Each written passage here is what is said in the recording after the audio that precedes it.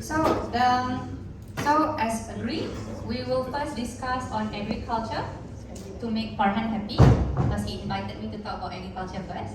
Then after we talk about future US regulations, and then we'll go for UTM. Then we'll take a break, and then we'll cover special US project. Okay? All right. So now, Civil Aviation Directive 6011 Part 2 was designed to create to lay out the standards and requirements for agricultural US operations. Okay. So within the directive itself, the punca kuasa itself is actually from part of Regulation 136 and to be read together with Regulation 141. And if the UA is more than 20 kilograms, it must be read together with the regulation that we read just now, which is 144 of the Civil Aviation Regulations. Okay.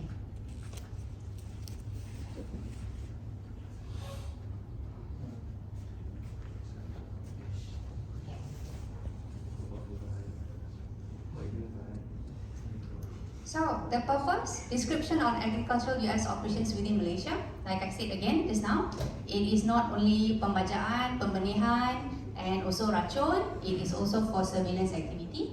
Next, it issue a US aerial work certificate for those operations within commercial and private category. So, I'll give you a few seconds to read the scope.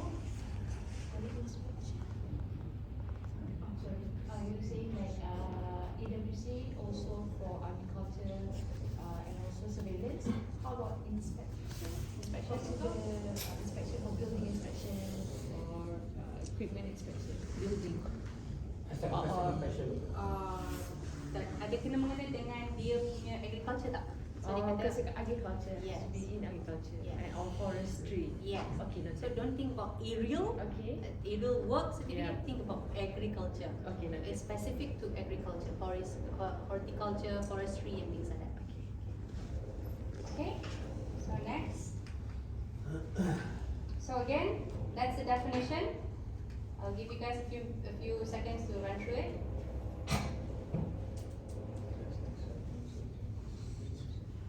Can you make these slides available? The slides, yeah, I don't mind. I'll PDF them. Can you drop your email to the organizer? Okay, Ken?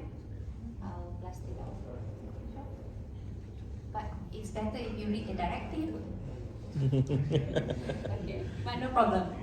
So it's a summary first, introduction for reading the directive. No problem.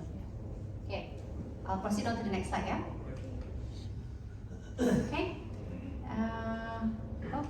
You must have pressed backwards, sorry.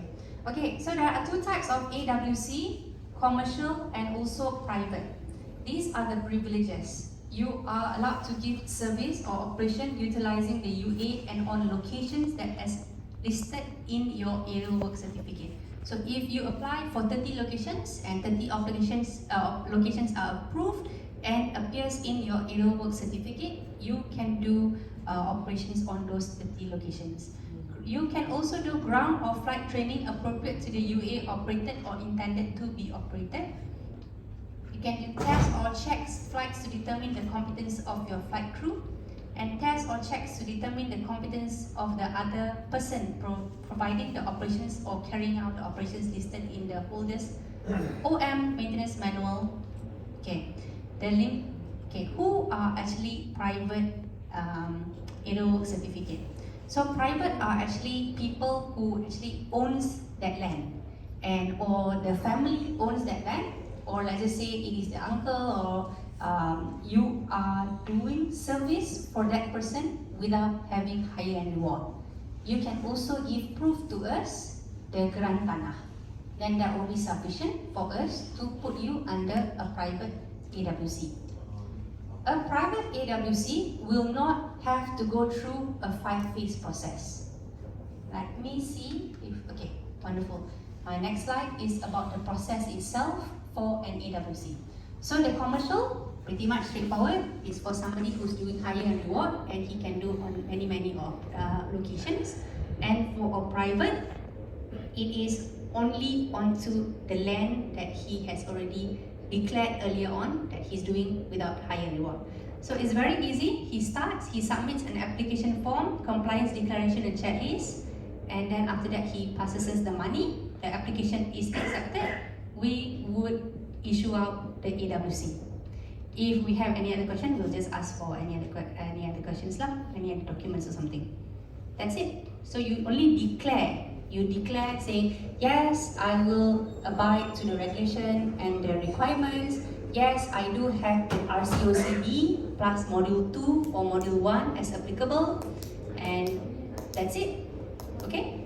But for a commercial, they are required to go through multiple steps. First will be a pre-application meeting where we will sit down and we will explain to you in more depth on what is the directives and requirements.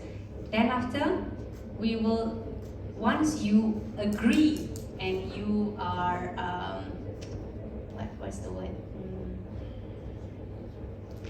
Once you're ready and you are sure on the locations and your organization that you want to come in and apply, then you will send in the formal application. Then we will run through that and we will have an interview with your nominated post holder. The organization for a commercial AWC would require to have an AM, it will require to have a flight operations manager, a maintenance manager, and also a safety manager. So the minimum actually is not 4, minimum personnel in that organization would actually be required 2.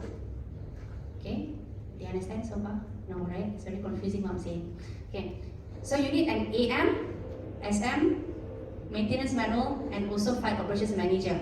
But within these post holders, you can actually combine these posts. Thank you. Okay, I'm getting sweaty. Everybody's telling. Okay, these posts. So you can actually combine them, and it will become at least 2 people, which is safety manager, and the rest is AM, FOM, and also maintenance person. Okay. Did I say maintenance manual or I say maintenance personnel? Huh? ATP. Yes, it's actually not MC, it is authorized technical personnel for agriculture. Thank you. How long does this process take? Okay, so our client charter is actually 120 days from the document evaluation complete. Okay, so it starts off, okay, wait, I explain first. So why do we want to interview here? We want to interview the NPH here because we want to know that you or your organization, the post holders, know what is in their documentation. So after we have finished the interview, we will run through their manual together with the post holder. So once that is done, we will do an audit onto the demonstration. We will do a demonstration and inspection, which would be an on-site audit. And then we will issue out the certification. Okay, so his question is, how long or what is our client charter? Our client charter is actually 120 days after this point. Okay. We cannot time give check, you have 15 minutes. Oh, okay. For the whole session? Yes. Oh, okay. So how? We cannot do a... Lunchtime now? Okay, I'll talk quicker. Okay, so this is the fees and charges. 800 ringgit, renewal 500 ringgit, variation is 250 ringgit. So for the issuance, at the starting is 800 for any number of drone and any number of location that you have. So Aerodyne is very happy with this statement.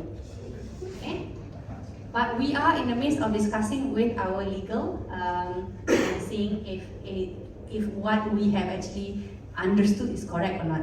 Okay, but from what we understand, that is actually what it is saying lah. Okay, next. Okay, now we are entering the future of drones. Okay, so as we know, the regulation currently is in 140 to 144. If I get a bit too fast and you don't understand, just stop me. Okay. Like I said earlier, new CAD would actually, a CAD BAPA will actually be established when a new regulation is out. The new regulation that we want to introduce will be based on two basic concepts, which is the first one, an operation centric. It focuses on the type of the operation conducted and not who, what or why it is being conducted, because the person is actually not on board of the plane. The concept of drones is obviously there's no pilot on board. It's not same as manned aviation. So the accident would happen wherever the drone is. So it doesn't matter if you're doing it for recreational or higher reward, or if you're doing R&D. So it divides into open, specific and certified. And the next basic concept is actually on the risk itself. So obviously, more effort or proof is required when the risk is greater. So open category is when the level of risk is low.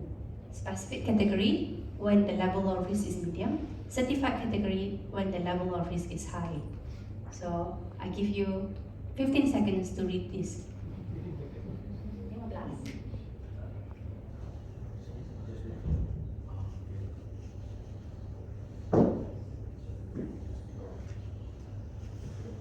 Puan, nak tanya lah Puan mengenai AWC tadi. Okay. Kalau contoh macam kita jadi macam third party untuk apply benda tu boleh ke?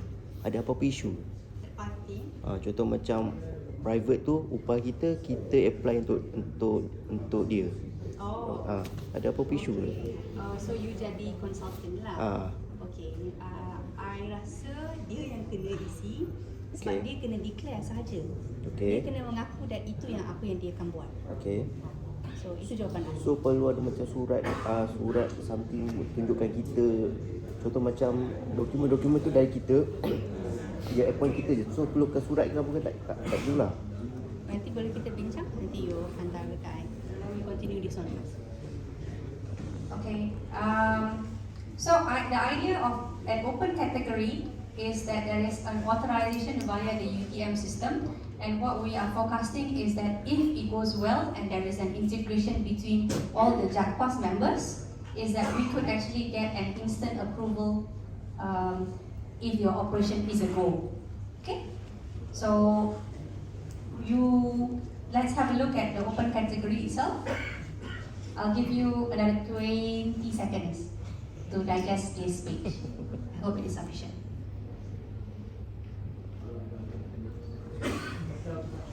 What is the timeline of this implementation? Okay, I love that question. So the timeline is we are forecasting the UTM.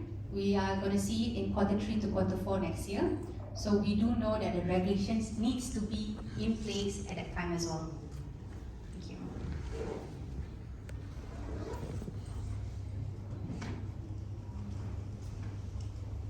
Okay. So what about in A2 that category? Mhm. If you want to fly or hover around large gatherings of crowd or Okay, let me explain, okay? So, in all A1, A2 or A3, no flights over assemblies of people is allowed. Assemblies of people, the current regulation, if we refer to 143 earlier, it actually says an amount of people that we can actually fly over. Okay, but regardless, we still get an approval. We have to apply for an approval from the authority. Okay, but for this one, it is no longer a quantitative figure. It is now a qualitative figure because it says that assemblies of people. So, if your question, none of it is allowed to fly assemblies of people. Okay, but let me run through this quickly. Okay, so over here there is actually a drone category: C0, C1, C2, C3, C4, and also a privately built.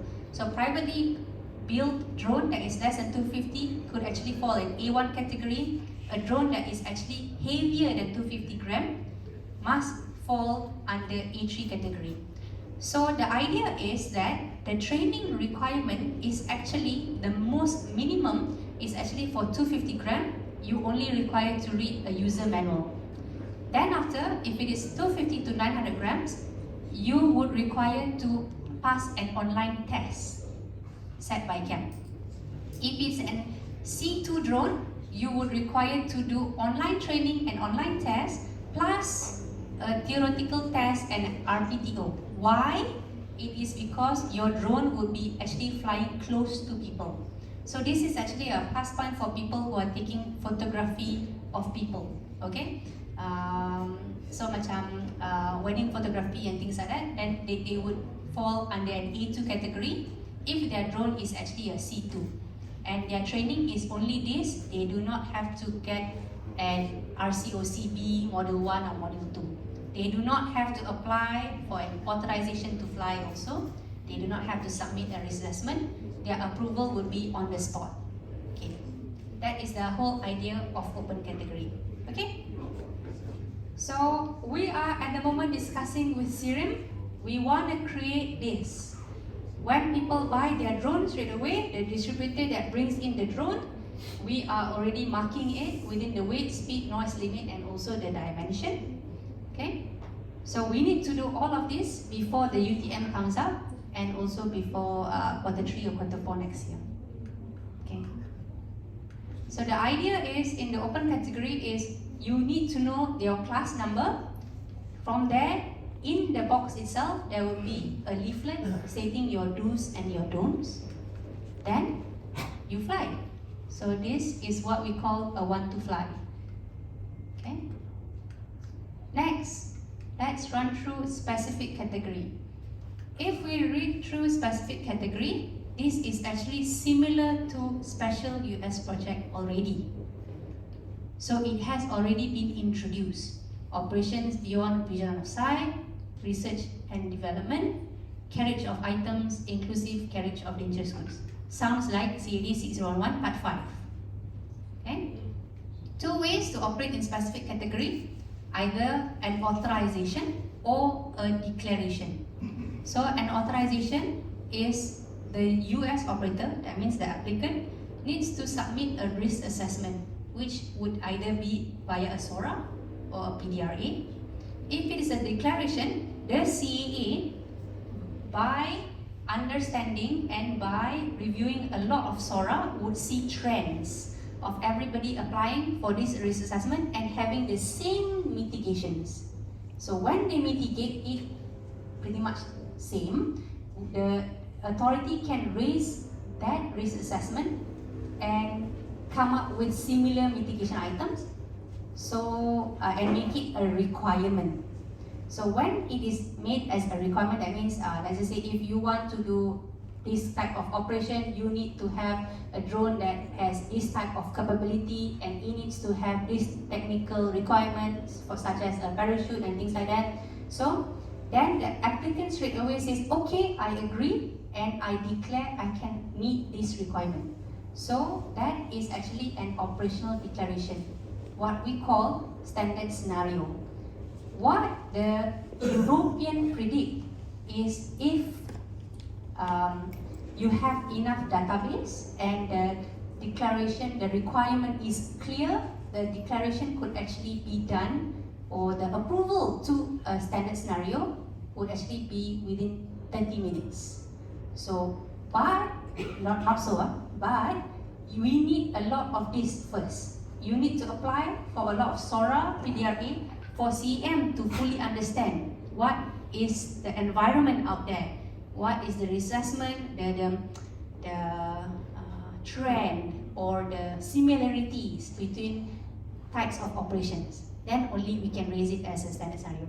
Do you guys understand? Okay, I see a lot of nodding. Thank you. Okay. So third one is actually a certified category.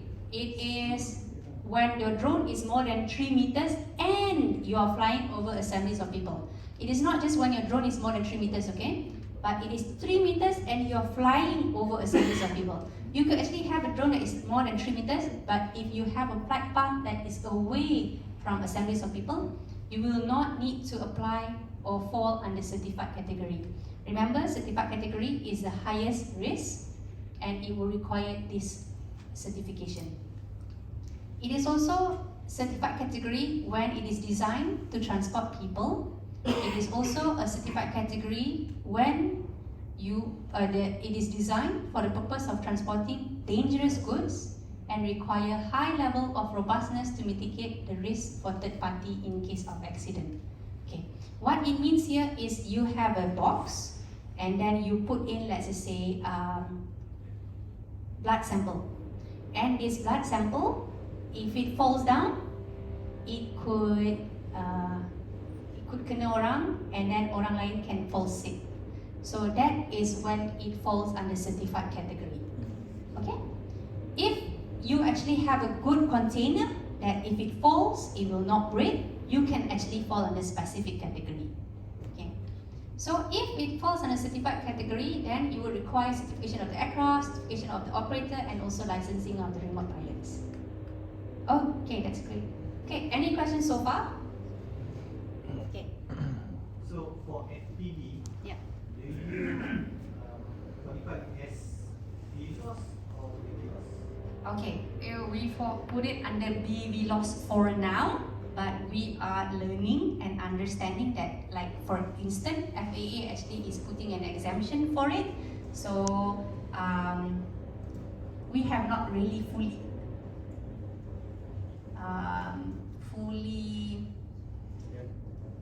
adapt. No, it's not a word. Fully. What's the word? Come on, fill in the blank. We haven't decided. We haven't fully decided on what we wanna put it as, but at the moment we do know that FPV is actually under BVLOS. Okay. Question? No, I need to know how much time I have. 3 minutes. Okay, I have 3 minutes for UTM. Any other questions? Yes. I just want to wait on the categories that you put just now. The same as the CUK. Yeah. Okay, so eventually there's a part of it. They have another type of weapon with EBC. Yes. So does that fall under same B category? Yes, COCB. Okay, so he's asking where did I copy this from? It is true, we pretty much took the idea from YASA and also from UKCAA. Actually, our RCOC basic was actually from GVC, General Visual Line of Sight Certificate course, that is actually from UKCAA. Our CAD 6011 pretty much was actually from UKCAA. Our part 2, which is agriculture, was actually a mixture between Australia and FAA. Because YASA's requirement for agriculture would require us to do SORA. Imagine the farmers required to do a SORA or a risk assessment, that would be a bit too much maybe. So we actually plucked it, change, what I did was I traced it from Australia and also from FAA. Sorry? Don't say to me lah. Oh, okay. Refer. I referred. Okay, thank you. I Malaysianized it. Okay. Right. Okay. So this is actually a map on how other countries, if we were to benchmark on the UTM. So if we refer to the U1 and U2 capabilities of what other countries in Europe are doing, the green ones, the dark green one are completed and the light green ones are ongoing. Okay? This is Europe saja, no Malaysia. Okay. So I just wanted to say that we are not all that far behind, because even in countries in Europe, they don't have a U1 yet. Only a few countries actually has completed: France, Denmark, Poland, okay, and Italy. Next. So what was that U1 and U2 I was talking about? Okay. I give you a few seconds again to run through U1, U2, U3, U4, and the timing.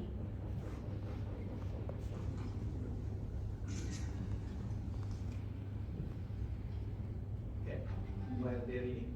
So globally, who are, because it's the most mentioned in this kind of places? Poland. Poland dia kata dah ada U2.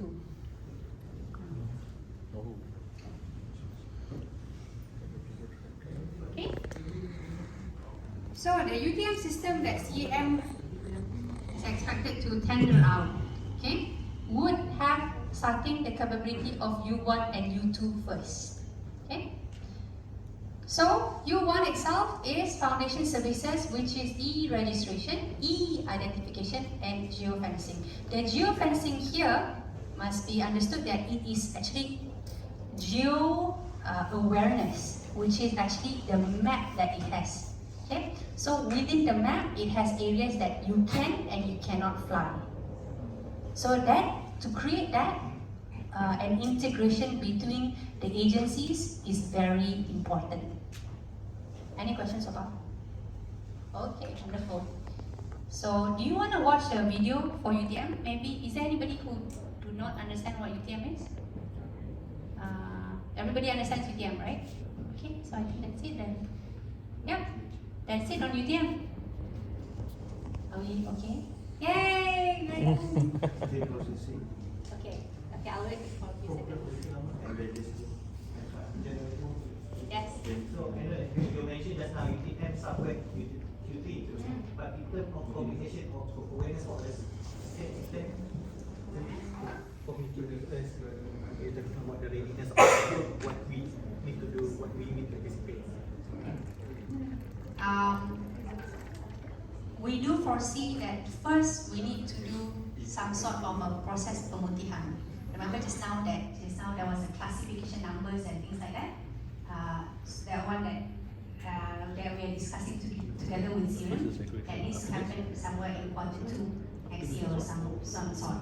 So we would see that we would require to issue out a lot of PRs, which is called advisory information, to keep everybody in loop on what is the process that we are doing. But I do agree, maybe we should someone come up with some information just to tell everybody what is going on. I think I like that idea. So I think from the deck, we as because the industry or consumer can prepare ourselves to ensure that we can easily on board with whatever it is. Okay, I'll bring that home and tell everyone that. Yeah, thank you. Yeah.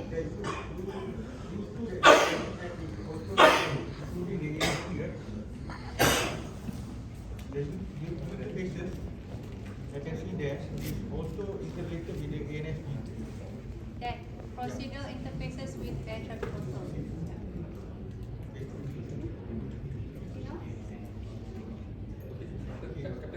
Okay, thank you. If you guys have any questions, please come back. Thank you so much, Patutlah, for your energetic and insightful presentation. I'm sure you have a lot of questions for her, so if she's still hanging around for lunch, feel free to disturb her lunch.